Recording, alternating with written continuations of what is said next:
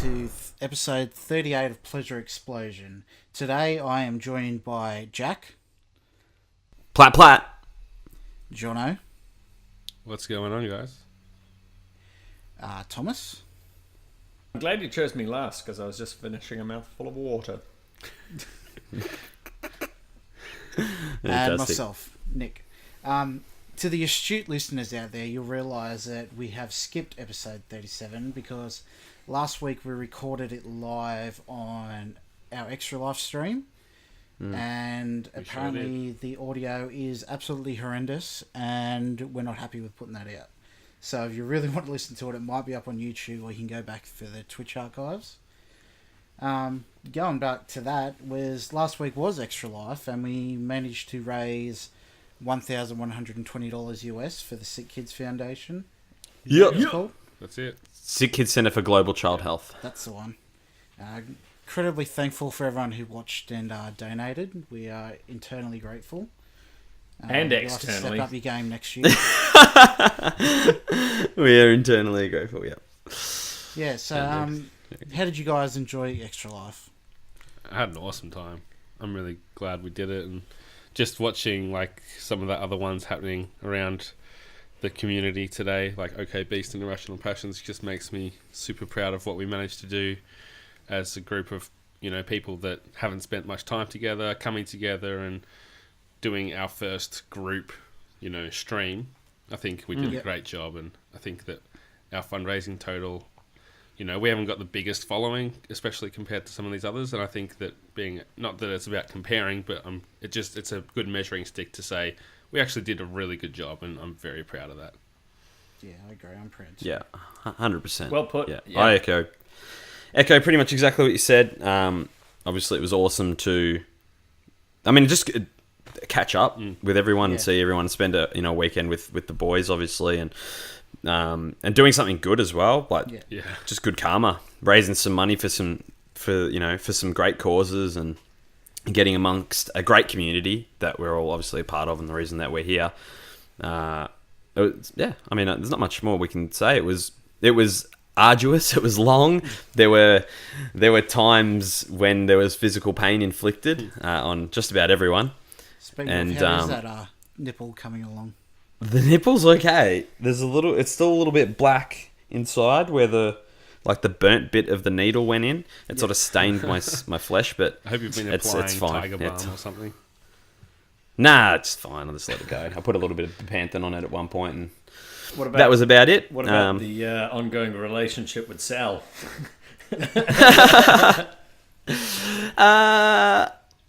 Less healed. No, she's fine. She just when I tell her about the stupid stuff that I do like this, she just shakes her head and gives me that worrying look of a that look your parents give you when you fuck something up, and they're just like disappointed. Yeah, I imagine there's an element of confused as to what the fuck you were up to as well.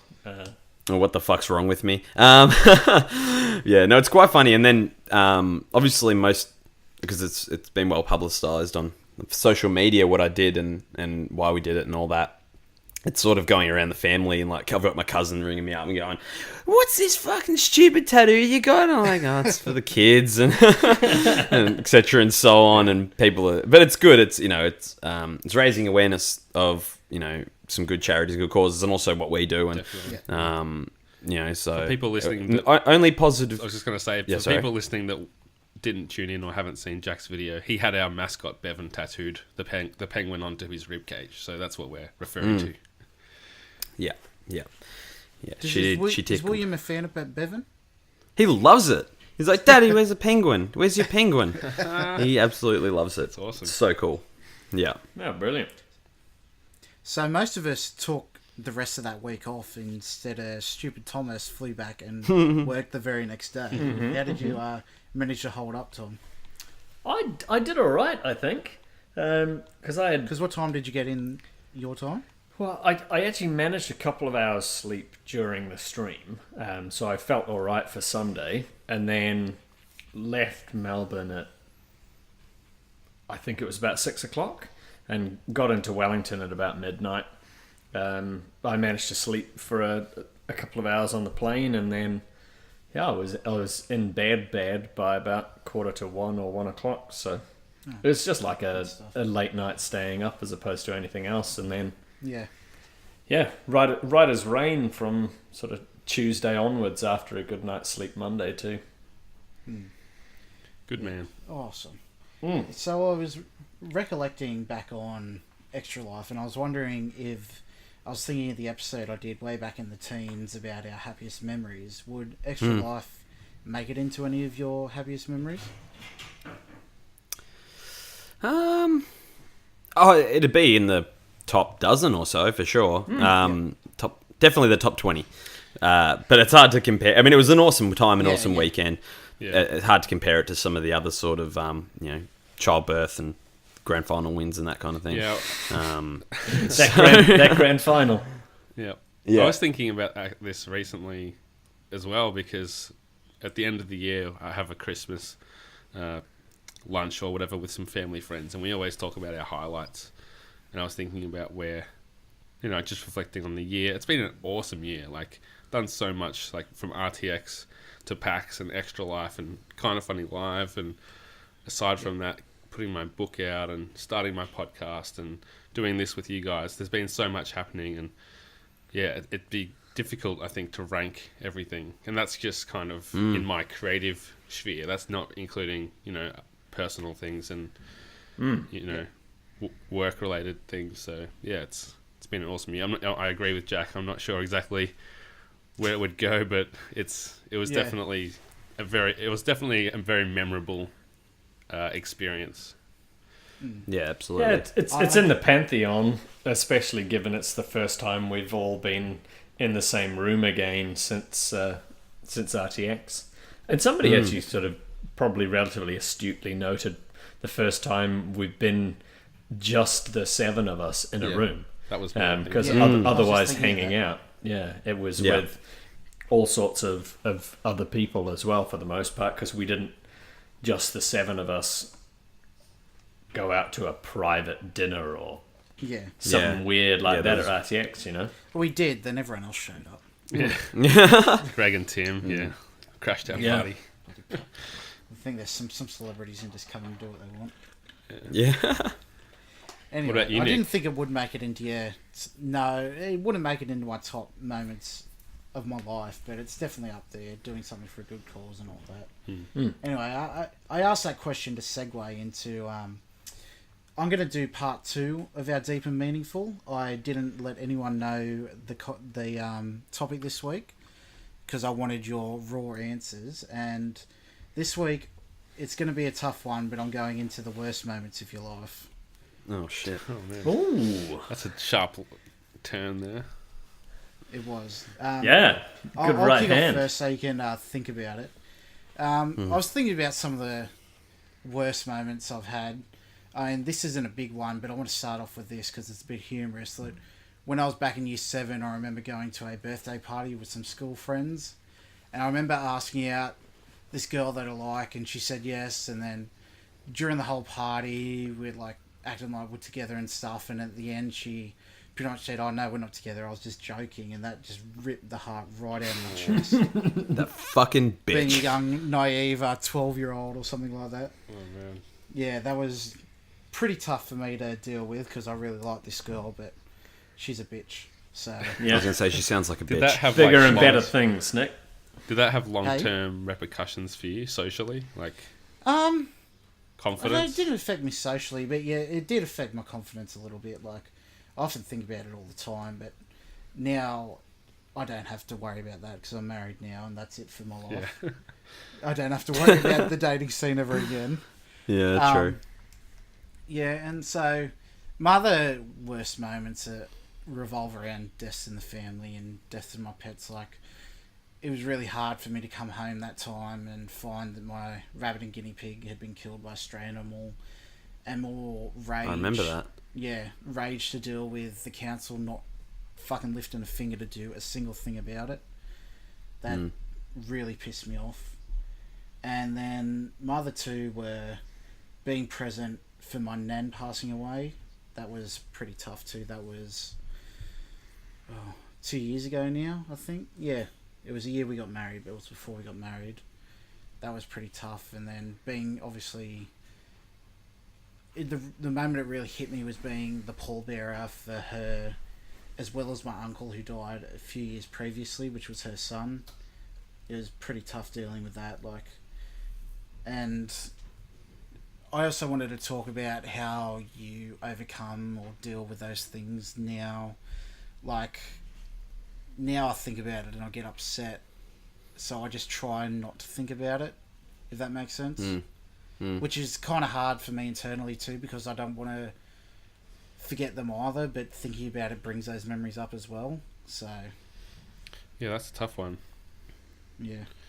Who wants to go next? Don't everyone jump up. Raring to go. Yeah, probably. I mean, I'm just making a couple of notes. Yeah, I was that making I've got some something notes coherent to say. Yeah. not completely dissimilar to, actually very very similar to Nick's. Mine all involve similar themes. When I think, I assumed everyone's would. yeah, when I think back at like the times that I've been in like the darkest pits of sadness, they have been related to breakups, relatives dying, and pets. So Yeah. the first girlfriend that I had, I was 20, yeah. We'd been friends for a long time, and it'd been like a ongoing thing of if we would end up together. She was, at one point, like, she was too young or whatever, and I was, keen, and she wasn't, and then it flipped around, and then we finally ended up together. And after about like 2 months together, it was just like, nah, this isn't working. And I didn't see it coming, which I should have, because it definitely wasn't working. And it just gutted me. It was the first time that I'd had an investment in something, and in a relationship that had just flipped upside down. Like, I'd always had, crushes that didn't work out or whatever it was, but that was the first real time that I felt that sensation, which is... How old were you at the time, sorry? Like 20, yeah. Yeah. So How old was she? Because I'm intrigued by the fact that you say she was too young at one point. Or was that just for like serious relationship? mentally Or too like... no, I was... So when we first kind of hit it off, I was, I think, 18 and she was 16. Yeah. Or, 16 going on 17. Yeah. Yeah. And it was just like, I've finished high school, you're still in high school. It wouldn't have been like scandalous, but it... Well, I wouldn't have thought it would be scandalous, but yeah. But you've always been a cradle snatcher, is what you're telling us. Yeah, correct. But the worst part was that she was then moving onto like the same university residential campus as me, so I had to see her like every week after that. And it really, like, I won't go into it, but it got very complicated after that. Yeah. I can understand. Yeah, it was gross. Like it, and I just had to. It set me up for like a really dark few months. Not dark, like there was never any like depression or anything, but it was just a really crappy situation, and that was a new thing to me. And I really haven't experienced anything like that since then. Otherwise, sorry. No, go ahead. So I was just about to move on. Did you have a pertinent? No, I was question? just saying, how did you manage to overcome? Oh yeah, the awkwardness and just friends, like not mutual friends, because mutual friends, you'll just end up talking about them. That's it. And complaining about them. So just I really went deep into my friendships at the time, and people like us find it pretty easy to keep busy, I think, with hobbies. So that's always helpful. Have you ever seen her since? Yeah, it got really bad. Anything like that? Sorry? Do you see her out and about, or have you seen her out and about since? No, so there was that whole year, my last year at uni, where we saw each other heaps, and it was really bad. And it got to the point where we just wouldn't even acknowledge each other. And then about a year later, after I'd moved away, I went back to uni to visit some of my friends who were still there, and we were kind of amicable by then, which was nice. But it was a shame, because I felt like we were really good friends before we got together, and I guess that's just growing up, really, just diving into things without thinking ahead too much and having to deal with the consequences. But after that, I had a much more serious relationship when I was 23 with another friend who had become my girlfriend, and that was a lot more serious because she moved from Mildura down to Warrnambool after I moved to Warrnambool. What's the distance like? That's like 6 hour. Oh Okay. no, I think Nick was talking about the distance in age. No. I was wondering how significant a move that was. Yeah, it's a very significant move. So, How was the age difference? 5 years. You dog! You're the male Sally. Yeah, You are. You can't talk, Jack. Jack, like when I was in Las Vegas with Jack, every time we saw a hens party, a few What are you talking? eyebrows go up. What are you talking? Cougars. Oh no, you're not What are even you married. talking about? No, I'm not married. No. Dear. I jest, but I did make fun of him. What was I saying? Oh yeah, so she moved to Warrnambool, and that's a pretty big move, and that was like we were very serious, and we didn't live together or anything, but there was a lot of pressure because she'd picked up her whole life for me basically, and over the course of that was about 8 months where we were trying to make it work, and it was almost like that was an instance where the age was a factor and maturity because she wasn't ready to leave her family and friends behind and realized after 8 months that, wait a second, I don't want to be here anymore. And that was the reason that we broke up, which turned out to be like the best thing that could have happened because Blessing in disguise. yeah, there was just so many times throughout that period where I had this panic that it wasn't going to work. Like I knew it wasn't going to work, but I didn't want to say it. And that was a really difficult time for me, but I had a real peace about it that it was the right thing to go our separate ways, even though it devastated me. And again, it was like her call to end it. Yeah. Like I wouldn't have probably done that for a while until something else had come up. But it led into me being ready in a good place for when I met Hannah, which was only 6 months later. So yeah, that all worked out. Did someone? Oh yeah, that all worked out. Were both these relationships out of like a religious church circle of people? Yes. Oh, kind of. Like the first one I met through school, which was a Christian school. And then the second one, so her family had been coming to church, and I met her through that. Okay. So the religion never played a factor in any of it? No, like with the second one, it was kind of like we weren't at the same place with our faith. Like she was very new to it, and I misjudged how significant of a factor that would be when you're not at the same level.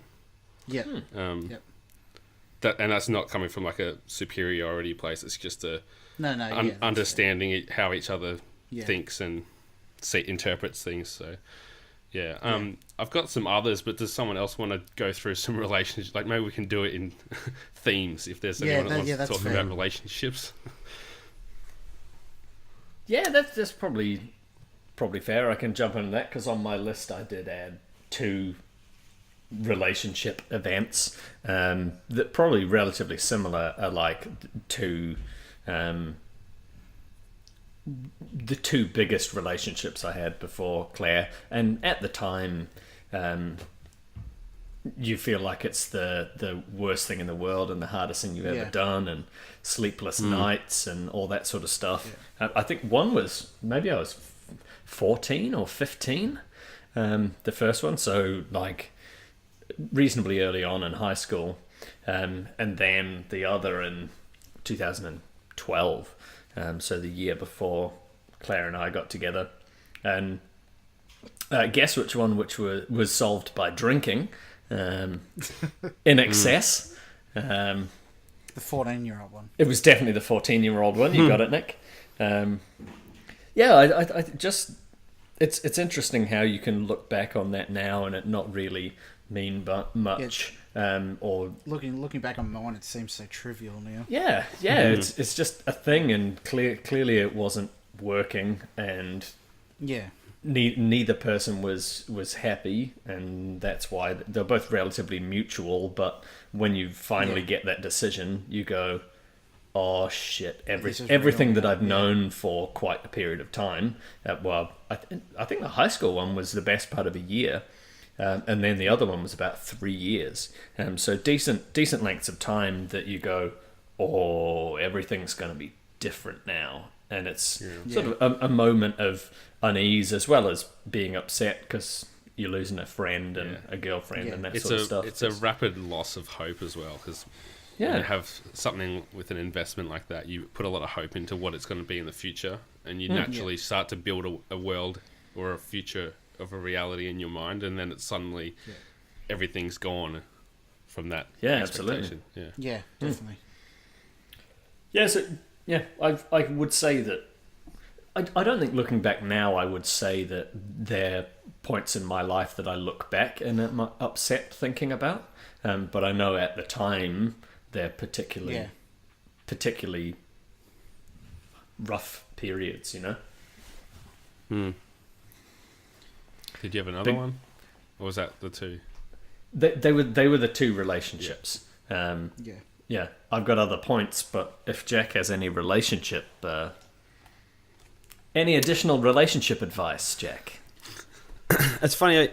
I've been sitting here for the last 15 minutes, or whatever we've been doing this topic, and trying to think of all bad things and bad relationships and stuff. And I have there's only really one thing that I can really think of in this whole sort of topic about worst moments in your life. And I'm trying to think about what about all the because I've had a lot of girlfriends and a lot of bad breakups and not not super serious relationships, but enough times of people I've liked enough and had heartbroken or whatever. But they all I think about them now. I'm like, at the time, like you said, it does seem like it's the end of the world and how are you ever going to go on? But now I think back and I'm like, they're really with nothing. They were insignificant compared to sort of other things that happen in your life. And I'm talking to I have a little brother now who's a teenager. He's about to turn 16 or whatever, and he's similar thing. He's going through girls problems and stuff and all this kind of thing. And I went and dropped in and saw him yesterday afternoon at his work. I had to drop something off for Mum for him to had to drop something off to Mum. They both work at the same cafe, and I walked in and he has had if you've seen pictures of my brother or him on the journal or whatever, he's got long hair and he had a man bun for a bit or whatever, and quite the trendy looking fella. Anyway, I walk into the shop yesterday and all his hair's gone. He's shaved his head. And I'm like... Good luck. I'm like, what the fuck what did you do? Why did you... I'm like, what happened to your head? He's like, oh, nothing. I'm like, what do you mean? He's like, shaved. I just shaved it. I'm like, all right. And I said to Mum, I'm like, why did he shave his head? She's like, oh, I think it's a girl. I'm like, And I went over and gave him a big hug and I said, don't worry, mate. We've all been there. I've literally shaved my head before as well after a breakup. So... yeah, we've literally. I just gave him a big hug and said, "Don't worry about it, mate. I've literally done the same thing, so it'll be right. It'll pass." Trying to talk to him about it's a family tradition. Dad had done a similar thing before, mental breakdown, shave his head. It runs in the family apparently. But it's funny, talking to him about and trying to give him advice about girls and breakups and stuff. He's asking me questions about this kind of thing, and I'm just honestly, man, just try and have fun while you're at school. Don't worry about... There's 99.9% chance whatever girlfriends you have now are not going to be your girlfriends forever, no matter how much you think you like them. Yeah. So just go with the flow. If you get dumped, it's going to suck and it's going to hurt for a bit, but, life goes on. It's not... It is not the end of the world. You will be fine. And that's the way I sort of look back at those sorts of relationships and the breakups and stuff that I had. And I'm like, yeah, they sucked at the time, but... where I am now compared to where I was then, I'm like, that really doesn't like I don't even think about like the ex-girlfriends and the bad breakups and stuff like that. Realistically, they're all stepping stones to where you are now. Yeah, 100%, 100%. And none of them are like. I'm trying to think if any of my exes I'm even like friends with or even like care like. You know, like some people you can like, oh, you're friends or you still get around in the same circles and that kind of thing. And I literally don't think I'm friends or like, I'm definitely not in contact with any of them. Yeah. And so they're really insignificant parts of my life, to be honest. Word. Yeah. Cool. Well, if we're moving on from relationships, Pick us another theme, Jono. Oh, okay. Yeah. I just thought of another one. It seems pretty trivial compared to everything else, but I remember at the time I was scared shitless of being killed by my dad. I had crashed my car and got it all fixed by a mate who was a panel beater and that. And then, like, 5 days after getting it back, I crashed it again. And I remember you idiot. Driving it home, because I used to park on the front lawn and Dad getting home from work and him bellowing at the top of his lungs for me to come out and fucking tell him what happened and just calling me a fucking idiot and everything like that. That's funny. Was it your car? It was bad. Yeah, it was my car. But, that's funny. That reminds me of two. That actually just popped two things into my head about times when I got in trouble. And both were like... bad. Yeah, it cost me a lot of money too, so it was pretty bad at the time. No doubt. Yeah, mine were not... I did 3 times actually, now that you mention it. And all 3 times it's like having to come home and face Dad was like the... like, of all, like... That is the worst thing, because I was like terrified of my dad.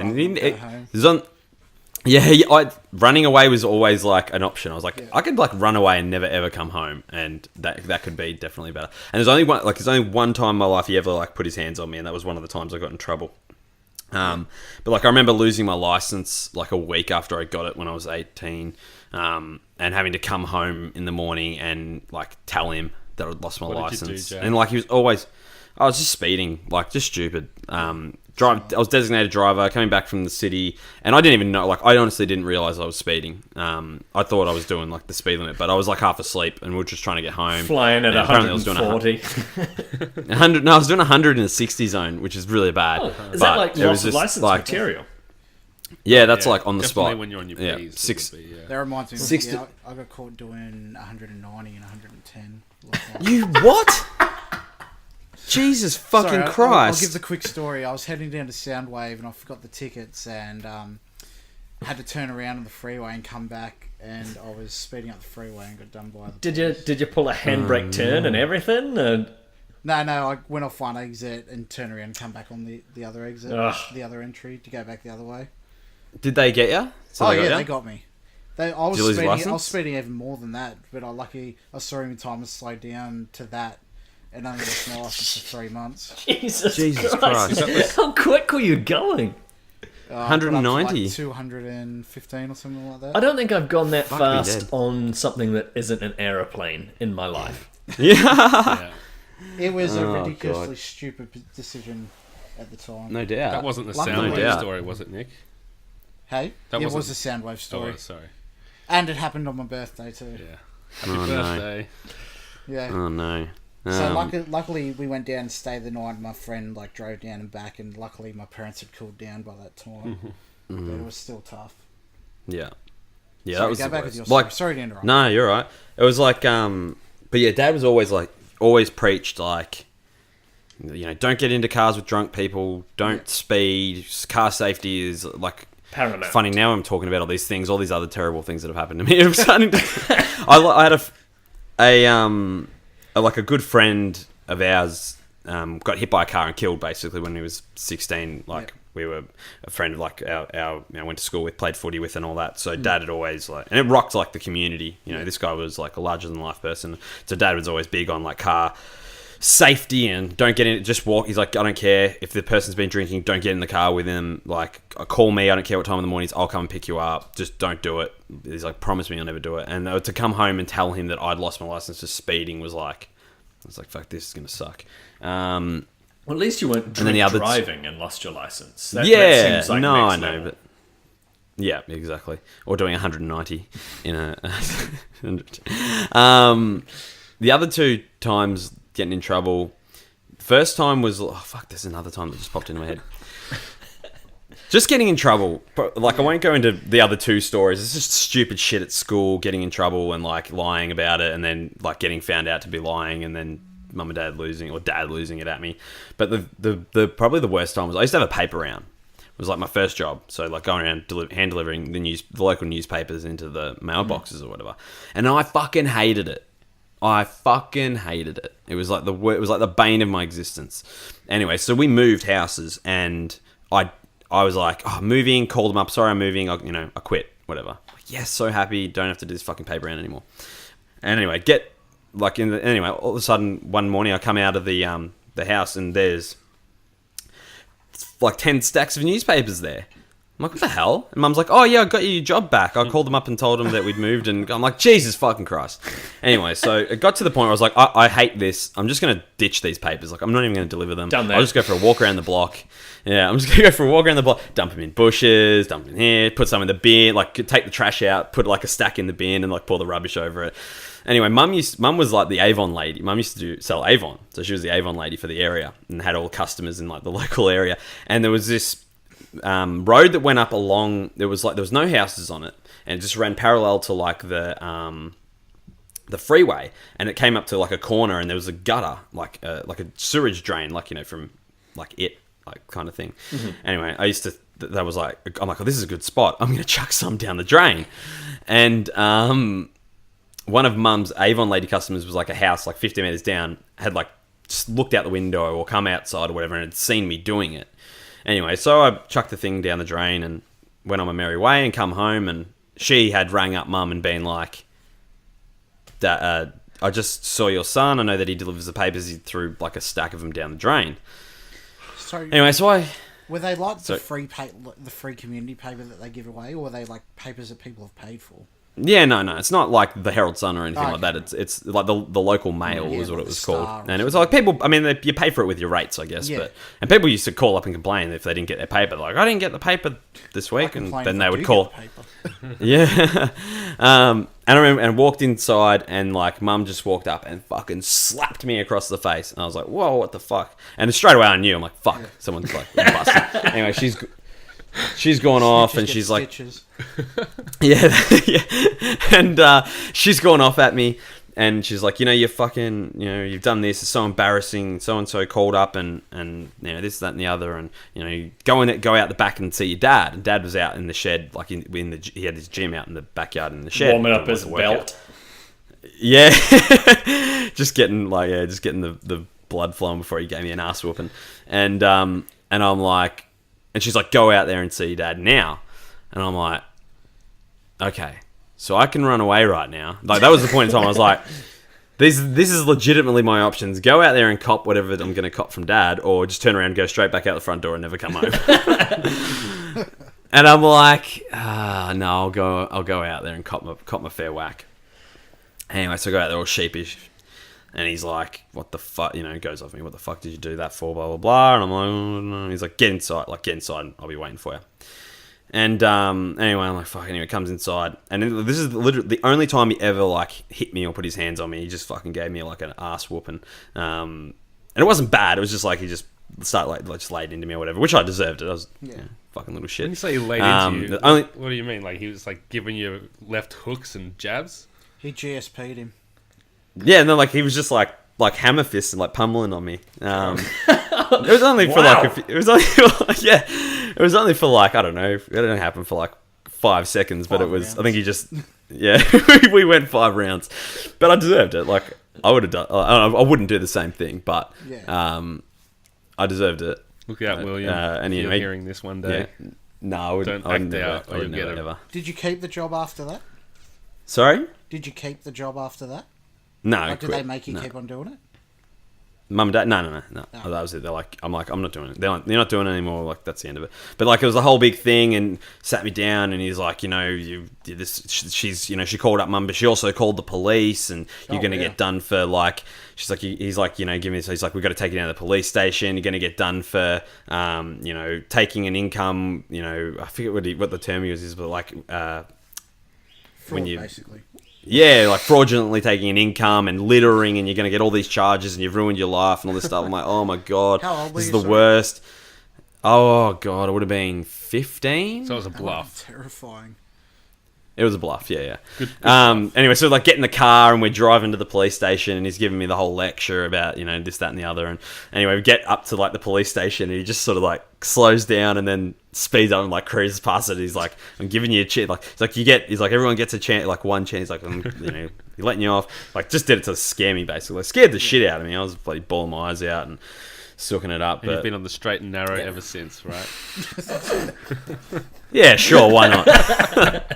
He doesn't do blow on school nights. Yeah. Yeah. So needless to say, I was in the shit house for a long time after that. All right. So should we move on to deaths? I was going to say If we have to. that was quite a relatively off-topic story, but I guess it's not like deaths in the family. It is it is very much low points, and I can understand how that's like a moment that sucks in your life. Eh? Yeah. Yeah. Meanwhile, Definitely. I got away with throwing pamphlets into the rubbish and then putting rubbish on top of it to not deliver them on my like paper round. Yeah. Yeah, nice one. Don't know how I managed to get away with it. Don't get caught. It's so obvious. Just don't So get caught, obvious. that's it. Like, Yeah. you go out, you've got this stack of pamphlets, you chuck them in, you chuck a rubbish bag on top, and go, see you in 2 Yeah. hours, Mum. I don't even know Yeah, what I exactly did. right. Yeah. I don't know what I did for Just that walked period around the of time. streets. Could have delivered the pamphlets, and I could have Quite possibly. delivered the papers in those times. Quite Yeah. possibly, But nah, like- it's easier just to dump them. Dumped them on the Tuesday, and she said, "Oh, have you done your paper run or your pamphlets?" Because it's just like advertising circulars. Oh yeah, I did it Yeah, on yeah. Monday. Clearly didn't do it on Monday because I was home all night, but said that, and then that was like, Did you have job a button done. on? Oh, I only did it the once. I think they like. Oh, really? you picked them up on Sunday, and they had to be done by Tuesday. So you kind of had Monday night and Tuesday night. I must have been busy on Monday, or Christ knows what. Just didn't do it, so I biffed them out, and I was, oh yeah, did them. Playing Dynasty Did them the Warriors. other day. Possibly, yeah. The beauty of me being like, and I used to chuck them, but you got to mix it up, right? You can't go to the well too often with the bin. But the beauty about the bin was because it would be like these were like 50. They were like stacks of 50 papers that were all like, you know, the bundle, and so they're heavy, right? They're probably like 5, 6, 7 kilos each bundle or whatever. And so I chucked, you know, 2 or 3 bundles in the bin, and by the time you fill it up, like the bin's quite heavy. But the beauty of it was that rubbish and putting the bin out was my responsibility. So no one was ever the wiser because I was the one that always had to take out the bins and the rubbish. So that was the beauty of that. I should have stuck to that one. Sucker. Yeah. All right, Jono. Where are we going, Nick? Okay. No, like I don't. It's not like I don't know exactly what kind of content we're trying to do here, Nick. But I won't dwell too much on the deaths topic. Unless It's you've, up to you. unless, Just say unless you've whatever got you feel questions like that you go need to further. say. But yeah, so the only like real, I guess, earth-shattering death that I've had to face. Like I've had friends die from leukemia and skin cancer and things like that, and you know they've been terrible because they've been young and everything. But I guess when it's someone that's a part of your life as a relative, it's often a lot harder to deal with because you see how it affects, you know, your whole family, and that's to me anyway. That's always harder to experience than someone that you might have some distance between. So my grandfather passed away. Must have been 8 years ago. I can't remember exactly, but it was about then. It was when I lived in Mildura, which, as I mentioned, is a long way from home, and because of that, I was very isolated going through that experience. Yep. And even just to go and visit him in hospital, I had to drive from there to Adelaide, which was about 4 hours. And that drive to Adelaide, it turned out being like a week before he passed away. Yeah. But it was like, this is the time, you got to come visit him now. If you don't come now, you might not ever get to say goodbye. So the drive, and I still remember I was listening to Jimmy Eat World, Bleed American album, and there's some songs on there that are super depressing for that kind of thing. But that was one of the hardest periods, just that drive from Mildura to Adelaide to the hospital to say goodbye to my grandfather, knowing that it would be the last time I would see him.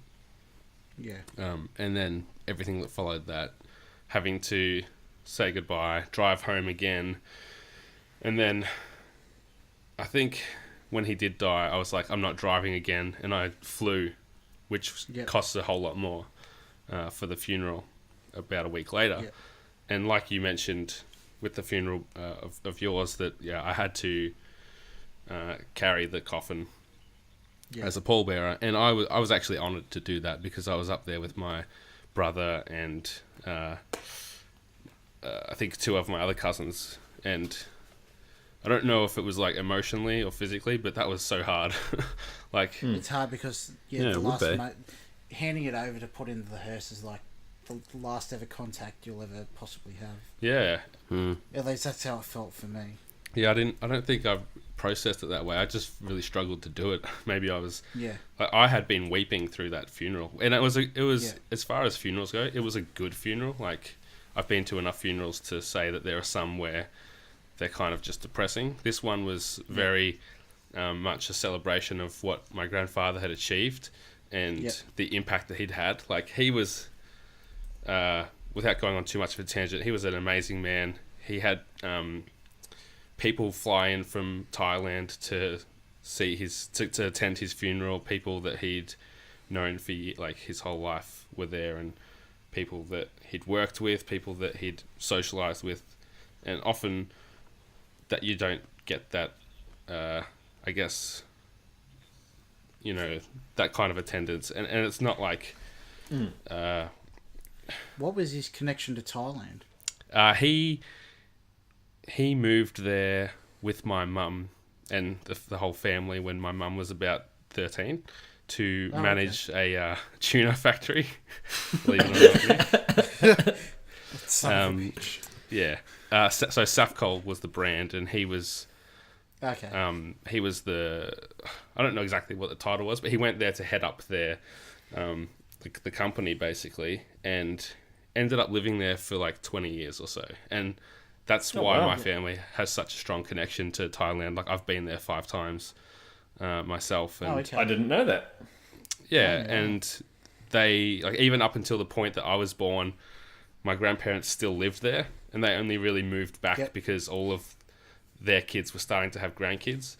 And right up until my grandfather passed, he was still on the board working with people at Safcol, or it's called called Kingfisher now. So... Yeah, Do they do the beer as well? I don't think so. No. Oh no, I think Kingfisher is an Indian beer. Sorry. Maybe, yeah. The Thai beer is Singer, and it is. And what's the other? Chang. Yeah, but yeah, we can talk about Thailand on another topic maybe. But yeah, that was my. It was like an emotionally and physically draining experience. And it's like I think the point of this topic is how we get through these things. And similar to my breakup, it was the mutual experience that I was able to share what I was going through with other people that understood it. And that was all the relatives that I had around me at the time. And I think just being able to not like dwell on what you're going through, but have people there that understand it, and if you want to talk about it, they'll talk about it, but otherwise they're just there to be good friends and be good family and make you feel good and have a good time like you would any time really. Was that the first grandparent you had lost? No, my grandmother on the other side died before I was born, and my grandfather on that side died when I was a lot younger, like maybe 9 or 10, and the difference being that I was younger, obviously, and my father's side of the family, like there's no issues with that side of the family, but we just weren't as close. Like my mum's side of the family would have family holidays together. Every Christmas was at my grandparents' house, and you literally like couldn't imagine. It was the kind of thing where you can't imagine life without that person at the head of the family. So it's been a huge, like, it was a huge mourning process for my whole family, really, and he's still very much missed and talked about to this day. Wow. How long did you have with your family before you had to leave? At the funeral?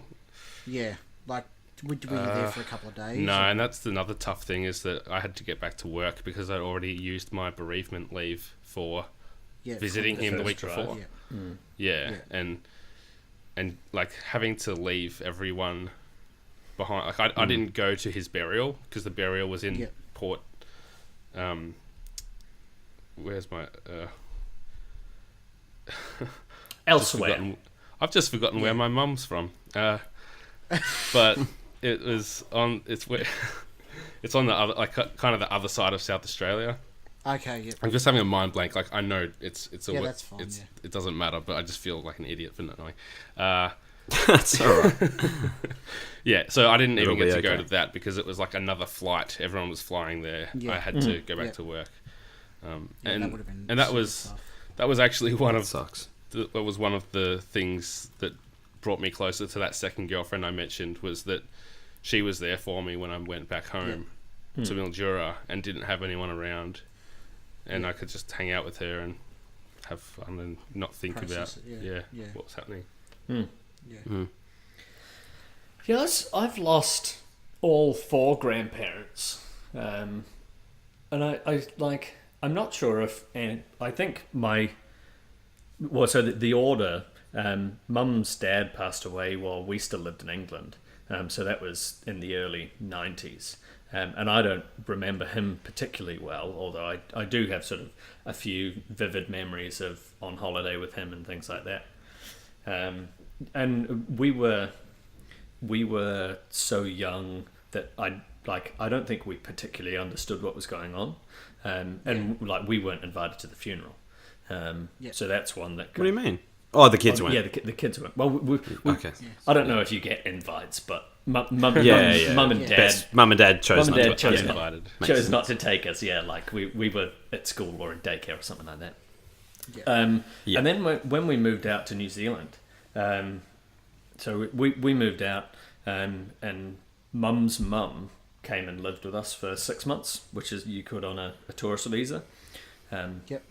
She went home, and then I think it was about 6 months later that she died.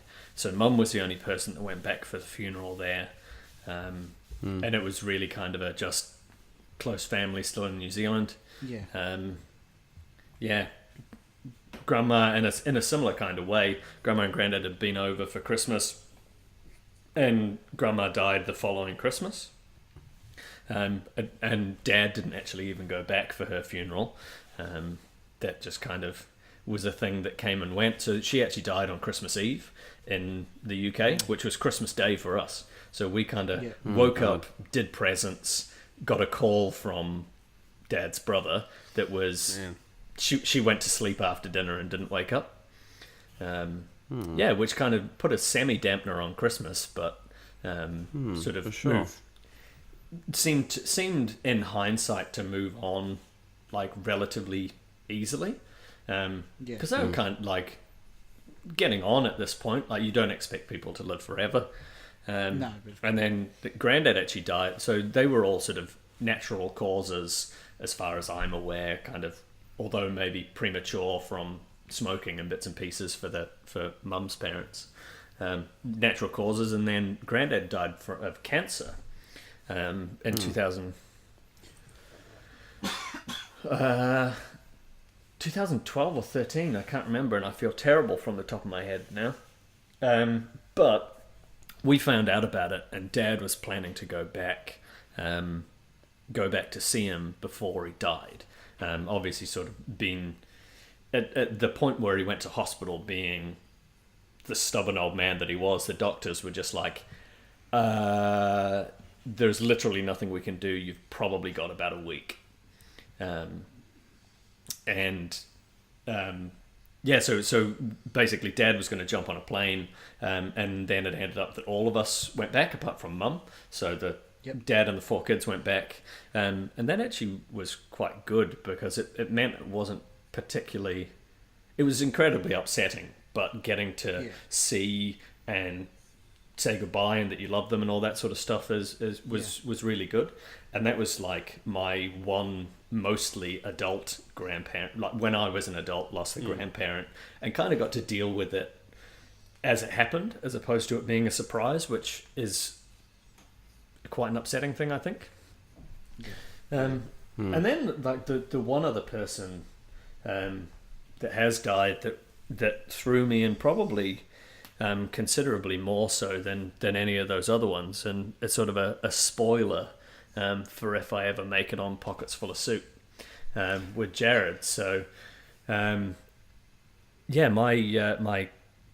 old karate instructor, so that I had and knew very well, obviously, from when I was 8 when we moved to Hamilton, and I started training there, and stopped when I moved down to Wellington at 18, so more than 10 years.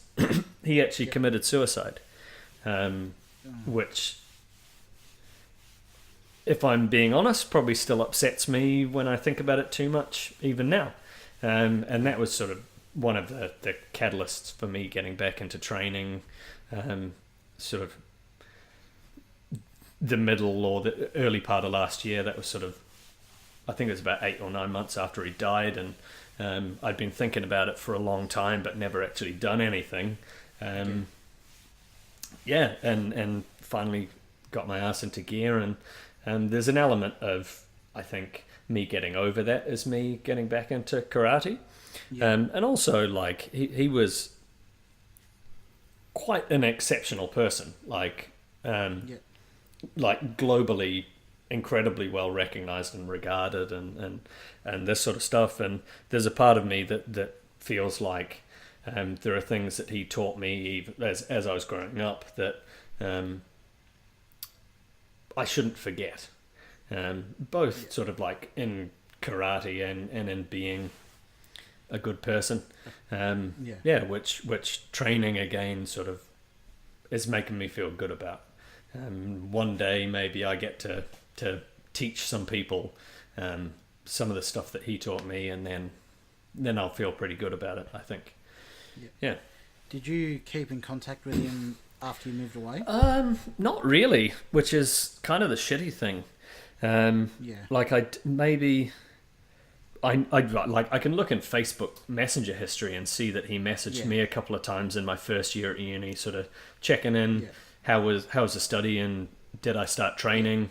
And 18, 19-year-old me decided that I wouldn't reply because no, I haven't started training, and I feel embarrassed because I'm just going out drinking instead. So it's easier to ignore the question than to say no. And then actually, it was about a year before he died. I was in Hamilton, and I did catch up with him.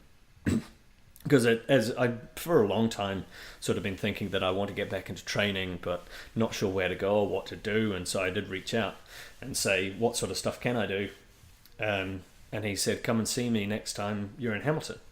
And so we spent about an hour together, just the two of us catching up and doing a wee bit of training.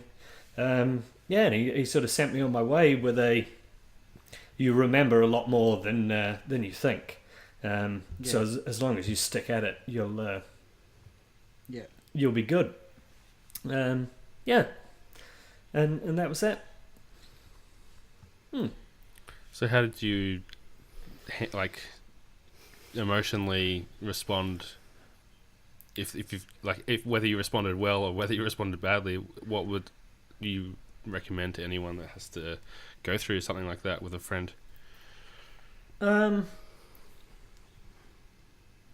I'm Because not it's a very abrupt loss, that one, compared to like a relative or an old person that's passing away from illness sort of or something. Someone in their mid-late 40s or whatever. Because I think I spent a lot of time talking to Dad and just being with him about it, because Dad does karate as well and has for a long time. Oh, okay. So he obviously knew him very well and was good friends, and it was just just being close and reigniting some relationships that you sort of have from that friendship and mutual relationships and stuff, and that, like you say, Jono, was there was somebody that came from America out to his funeral. People came from literally from around the world, and just being able to sort of share in stories and things with them was very good, and it was a celebration of life as much as it was a funeral, which is quite helpful. Do you feel like doing karate now is kind of honouring his memory? In a certain way, yeah. So I'm doing a completely different style.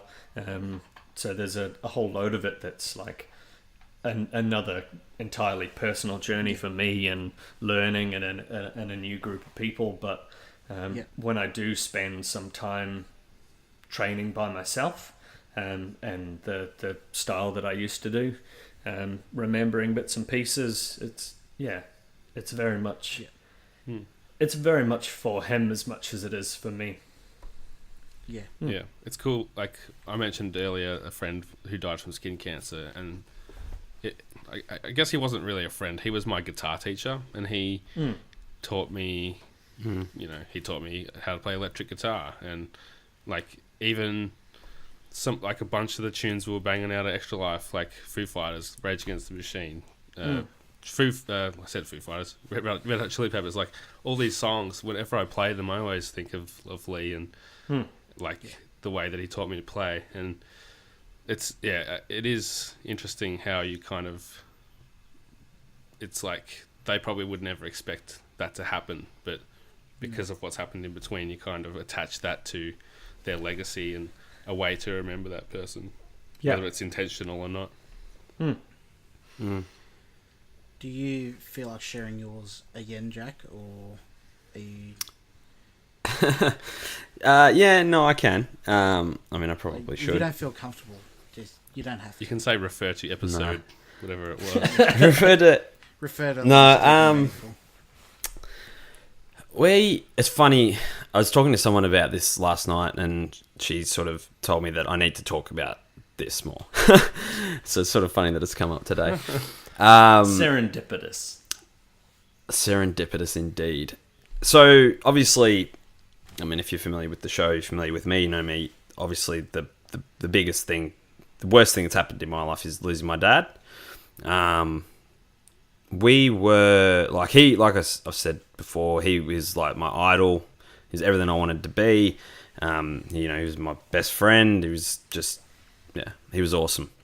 Up until late in his life, we had a falling out, which sort of makes the whole thing a lot worse than, someone dies suddenly. But when you're not on good terms, you don't have a chance to sort of have any kind of closure. It makes it a lot worse. So he, it was like a year probably. I hadn't seen him for like a year. We had an argument, and basically I just sort of cut him off. Was it a silly argument, or it was like an argument that you kind of regret, or was it like was it something that you were genuinely annoyed about? I don't know how much you want to get into it, but... Yeah, it was. Well, in hindsight, it was a silly argument, but I was genuinely annoyed. So my dad, of all the, his struggle and his demons, and sort of, he had issues with alcohol abuse and mental health and things like that, and he was going through. He basically split up from my mum. My mum had left. The kids had left, and it was just sort of him. but we were still in contact, and he was going through some things, and we were having a conversation on the phone, and he was just going on about something, and that I was just like, I don't want to hear it. I don't, and I snapped at him. I was like, I don't want to, like, don't, just stop. I don't want to fucking hear it. And like, I just sort of went off. I'm like, don't fucking, just, I don't want to hear it. Like, that's enough. And he's like, oh, okay, yep, no worries, mate, whatever. I'll talk to you later. And we got off the phone. He was supposed to be that's right. He was supposed to be coming up to pick me up for us to go into the football together. And it was like getting closer to the time. I'm like, where is he? Anyway, so I ring home because he didn't have a mobile. I ring home just to talk to my brother and sister to be like, is he still there? How long ago did he leave? And he was still there. I'm like, what the hell? Like, he's supposed to be here in like a couple of minutes, or like 10, 15 minutes ago or whatever. And I get on the phone to him, and that's when he was like banging on about this thing. He's like, I can't come up because of this, that, and the other. And I just snapped. I was like, I don't want to hear it. That's enough. And he's like, okay, no worries, mate. Well, have a good one. I'll talk to you later. And later on that night, he was obviously drunk and like had sent me like a heap of abusive messages, and obviously in a drunken rage or whatever, he's cracked it and sort of had to go back at me, which happens. But basically, what he said was like, it was just a whole thing. Anyway, he said, he's like, don't you dare talk to me unless I talk to you, blah blah blah, and then like went on, and I was like, oh well, fuck you then, I won't talk to you. And then like we sort of ignored each other for a few months and whatever, and obviously Sal was pregnant at the time, and was coming up to William being born, and he tried to reach out a couple of times, and I just ignored his phone calls or whatever, and William was born, and he rang me, and I answered because I figured he probably going to make contact. And we had a chat for about 5 minutes, and he basically extended the olive branch and said, let's reconnect. How can we make this right, and et cetera, and so on. And instead of, and this is like the biggest regret I have in my life, is instead of being like, okay, cool, let's catch up, let's sort it out, I just pushed back. It was easier for me to not deal with it, and I sort of put it back on him to say, well, you sort yourself out, and then we'll then I'm happy to reconnect, but you've got to sort yourself out first. He's like, okay. And I guess I just, I don't know, abandoned him, is how I feel, is that I could have maybe helped him, and maybe he could still be around if I hadn't have been so pig-headed and stupid or whatever. But I pushed back, and I said, yep, sort yourself out, and then come back to me, and then about, well, it would have been another sort of year, just under a year later, he passed away. I got a phone call from Mum, like on like the Friday night, and she, because I knew he was unwell, like he's had some health issues related to the drinking, and he's always on like lots of prescription medication for myriad different things. He had issues with like reflux and his back, and he had a hip replacement, and obviously stuff for his brain and stuff like that as well, and like heart conditions and all kinds of shit. And I always sort of thought, he's gone down this path again, because it had been a battle for him for about 10 years, like on and off, and he's sober for a few years, and then would start drinking again, and then this was sort of like he'd been sober for 4 or 5 years, and then started drinking again, and and Mum rang me up on the Friday night, and you sort of always expect that phone call to come, like you're sort of always thinking like that will probably happen, that's going to be like an eventuality, but you're never quite prepared for it when it came, and yeah, so she called and said, it's your dad, the police have found him, he's passed away.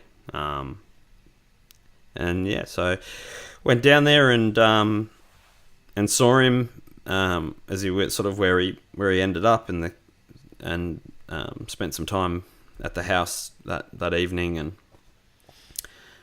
it's the hardest thing about it, thinking about it, is like that he was alone at the time. It's probably like the hardest thing, and like that there was no one there with him, and like we'd all sort of turned our back on him in a way, and he'd pushed us away as well, and so there's responsibility on his part as well. But like I said, I still feel like I could have been there, and then go through all the shit with the funeral and stuff, and doing the eulogy was hard and that, but losing him was like just the worst thing that has ever happened to me, and not so much just at the time, but how it's affected me over the last 13 months or whatever it is since he's died, and that the anxiety that it's caused me, and the guilt and the stress and the, like, it's been hell. Like, the last 12 months has been fucking hell. But you guys have made it pretty good. Like, honestly, like, you guys have given me like obviously with Sal and William. Sal's been fantastic, but what we're doing now is giving me sort of another, like, a purpose in life, and I feel like I'm doing what I'm meant to be doing, and giving me, you know, some respite from the stress and the anger and the anxiety and the hurt and all that. But you're welcome. It's good. yeah, it was. Thank you. So thank you. Yeah. But has what happened with your father changed how you would normally approach those types of arguments and stubbornness and all that with other people? It has, in a way, and in some ways it hasn't.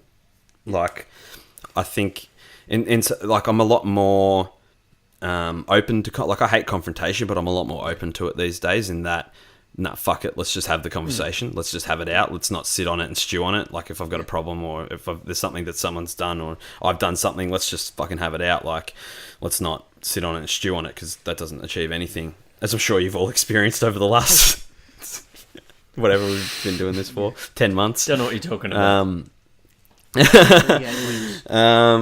But in some ways it hasn't. Like, I still feel like I've had a relationship breakdown with my older sister, and I haven't seen her for a while, and I've sort of cut her out as well, but that's the same thing. Like, it's easier for me to just, and that's the selfish easy option, where I'm taking the easy way out, to be just like, nah, it's easy just to not have you in my life. But if something was to happen to her, I'm sure I'd be devastated. Whereas at the moment, I'm like, I think about her and I just get angry. Yeah. And there was the same thing with Dad. I'd think about him and I'd hear someone would say, oh, Dad did this, or Dad said that, or whatever, and I would just get angry. And then when it happens, then you get sad, and you regret, and you go, fuck, you know, like, that sucks. I wish I had have done things differently. Yeah. It's a tough one. Think, Was there something... Thank you, everyone. Sorry, Nick. Sorry, go ahead. No, I was just going to say, like, in terms of how you've dealt with your father passing, like, there have probably been things that have been helpful and things that have maybe not been as helpful. Like, what's been the best way you found to make peace with it, if that's happened? Or if that... Yeah. I don't know if you'd put it in those words, but... Black Sam Booker is don't not know. a valid option. I think... What? No. I still, and like I said, I was having this conversation. I still don't think I've dealt with it properly, or in a way. I don't think I've told anyone here this. Maybe I have, maybe I haven't. But at the start of the year, I started seeing a therapist for a little bit, just to help me deal with my anxiety and stuff like that,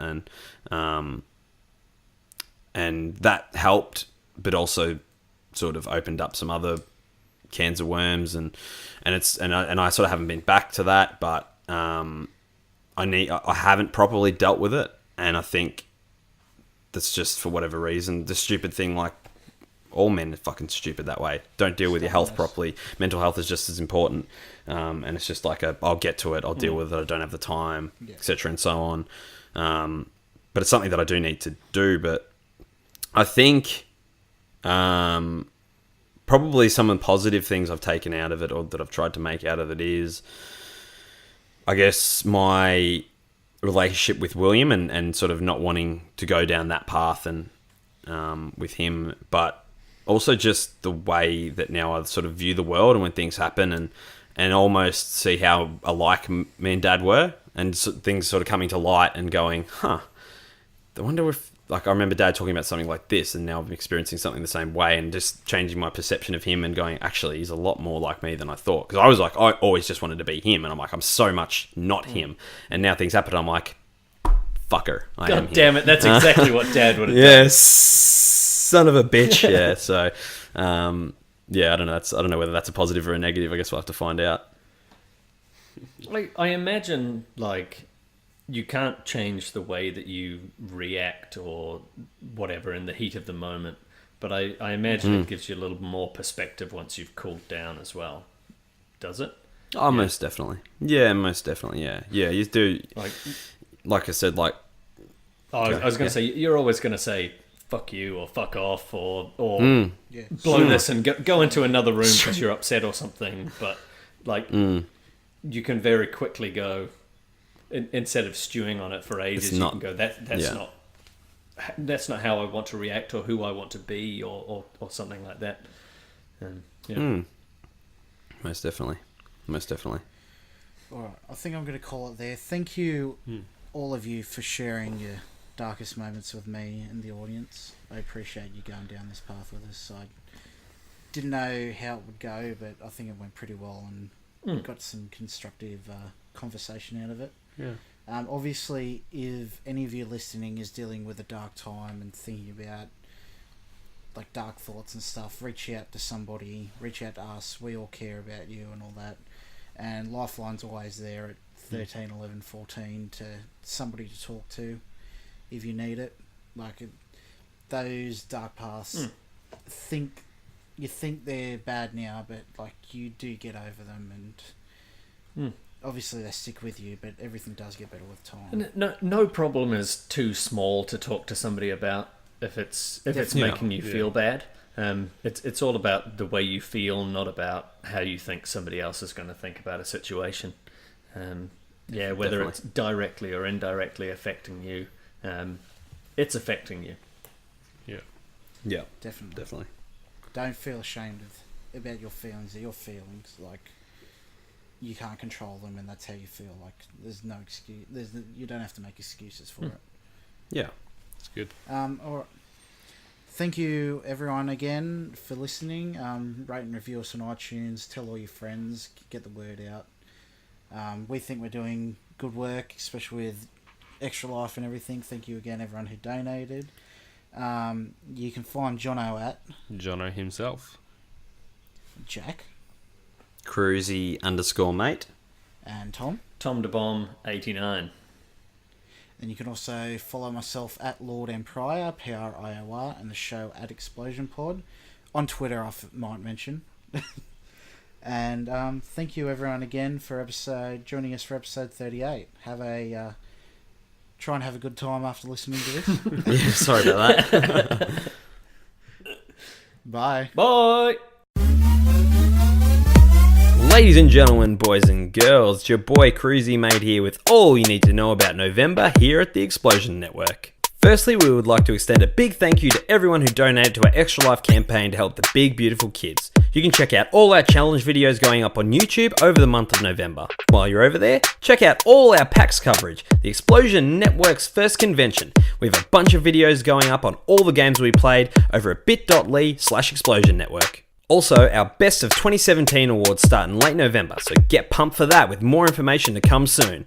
And don't forget, Older on Explosion continues every Friday at 12 PM if you want your weekly dose of Star Wars hype leading up to The Last Jedi. And you know, all our weekly shows will continue. Pleasure on Mondays, Platt on Tuesdays, and Grandstand Gurus goes live on Thursdays, all at 12 PM. And finally, we will be returning to full form over on twitch.tv/Explosion Network with all our weekly streams. So keep your targets locked on explosionnetwork.com for all of the explosive content. Pat, pat! Port Lincoln is where my mum is from. Oh, very good. And if we're doing that, if Nick doesn't cut it out, I'll shout out when I had appendicitis. That was pretty rough. When my dog died. My time at DesignWorks. In hindsight, I was in a pretty dark place during that. And when, probably most importantly, Claire had cancer while we were together. Wasn't fantastic. So. No. Post-credit shout-outs. You got to get your shout-outs in, don't you, Tom?